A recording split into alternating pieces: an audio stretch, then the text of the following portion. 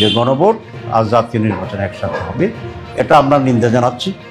এবং আমরা উপদেষ্টার বক্তব্য ঘিরে তীব্র প্রতিক্রিয়া জানিয়েছে জামাত সহ ৮ দল। তাদের দাবি, জাতীয় নির্বাচনের দিনে গণভোট আয়োজন করলে রাষ্ট্র সংস্কার প্রক্রিয়ায় জটিলতা তৈরি হতে পারে। বৃহস্পতিবার রাতে রাজধানীর মগবাজারে জামাতে ইসলামীর কেন্দ্রীয় কার্যালয়ে ৮ দলের জরুরি বৈঠক শেষে এই প্রতিক্রিয়া জানানো হয়। বৈঠক শেষে জামাতের নায়েবে আমির সৈয়দ আবদুল্লাহ মোহাম্মদ তাহের বলেন, আমরা আশা করেছিলাম প্রধান উপদেষ্টার ভাষণের পর জাতি স্বস্তি পাবে, কিন্তু বাস্তবে সেই প্রত্যাশা পূরণ হয়নি। তিনি আরও বলেন, ঐক্যমত কমিশনের দীর্ঘ ৯ মাসের প্রচেষ্টা পুরোপুরি সফল হয়নি। গণভোটের আগে জনগণ কী ধরনের সংস্কার চায় তা পরিষ্কারভাবে নির্ধারণ করা প্রয়োজন ছিল। তাহেরের মতে একই দিনে জাতীয় নির্বাচন ও গণভোট অনুষ্ঠিত হলে রাষ্ট্র সংস্কারের প্রক্রিয়া বিভ্রান্তি ও জটিলতার মুখে পড়বে। শেষে তিনি জানান, ৮ দল শীঘ্রই নিজেদের অবস্থান জানাতে নতুন কর্মসূচি ঘোষণা করবে। এই খবর নিয়ে আপনার মতামত কি কমেন্টে জানাতে ভুলবেন না।